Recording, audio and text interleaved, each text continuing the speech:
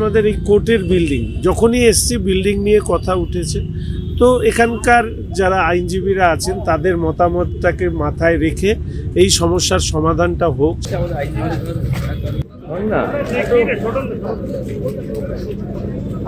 প্রথমত আমাদের আজকে আমি কোর্টে এসছি, আমাদের রাজ্যের সর্বকনিষ্ঠ মন্ত্রী, আইনমন্ত্রী, তিনি শহরে এসছেন গতকাল।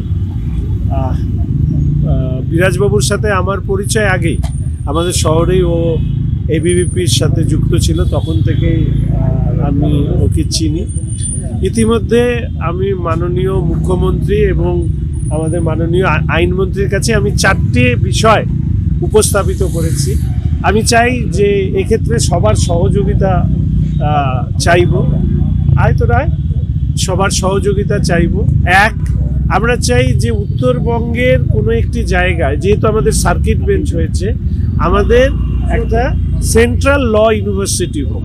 তো সেই ব্যাপারে ইতিমধ্যে আমি বিষয়টি রেখেছি। দ্বিতীয়ত হচ্ছে আমাদের এই কোর্টের বিল্ডিং যখনই এসছি বিল্ডিং নিয়ে কথা উঠেছে, তো এখানকার যারা আইনজীবীরা আছেন তাদের মতামতটাকে মাথায় রেখে এই সমস্যার সমাধানটা হোক, সেটাও আমি বিরাজবাবু এবং মুখ্যমন্ত্রীর কাছে অনুরোধ রেখেছি। তৃতীয়ত হচ্ছে জিএসটি ট্রাইব্যুনাল একটা নর্থ বেঙ্গলে, এটাও আমি যখনই গিয়েছি তখনই সবাই বলেছে, তাহলে সেটারও বিষয়ে আমি ইতিমধ্যেই একটা চিঠি এই বিষয়ে করা হয়েছে। আর এমএসএমইর যে ডিসপিউটগুলো আছে সেইগুলোকে যাতে উত্তরবঙ্গে যে পরিকাঠামো আছে সেখানে আমি যতটুকু শুনেছি যে আমাদের কিছু অ্যাপয়েন্টমেন্টস দরকার, তো সেইগুলো করে দেওয়া হলে তাহলে একদিকে জিএসটি, এমএসএমই, কোর্ট বিল্ডিং এবং একটা সেন্ট্রাল ল ইউনিভার্সিটি, এই 4টে মূল যে বিষয় আমি এই আইনের সাথে যুক্ত মানুষদের কাছ থেকে যেগুলো জেনেছিলাম নির্বাচনের আগে, ইতিমধ্যেই মুখ্যমন্ত্রীর কাছে আমি আবেদন করেছি। আজকে মাননীয় আইনমন্ত্রীর কাছেও এই বিষয়টি বলা। আজকে মূলত এখানে কর্মসূচি প্রথমত আমাদের শহরেরই হচ্ছে না, ফলে আমাদের আইনমন্ত্রীর সাথে দেখা করা, বিষয়গুলি তার সামনে আরেকবার তুলে ধরা। গ্রেফতার করা হলো না কেন?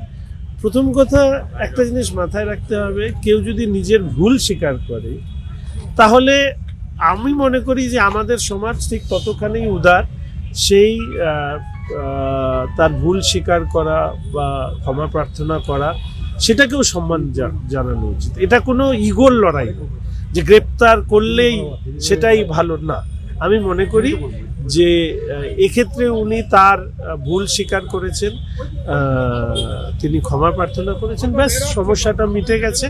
এবং আমাদের প্রত্যেকের এটা উচিত মাথায় রাখা যে সমাজে সংবেদনশীল বিষয় নিয়ে এমন কোনো মন্তব্য করা উচিত না যা নিয়ে অনাবশ্যক বিতর্ক তৈরি হয়। ফলে উনি চেয়েছেন এবং মুখ্যমন্ত্রী এই বিষয় নিয়ে তিনি তার মতামত মনে হয় জানিয়েছেন, ফলে আর নতুন করে আমার এই বিষয়ে কিছু বলার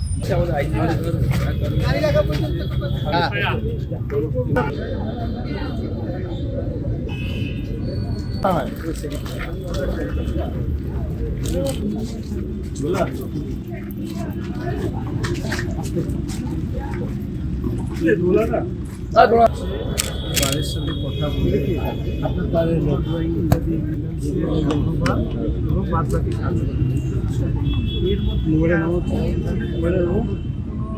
ইনক্লুশন ইত্যাদি এই সমস্ত ব্যাপার আছে।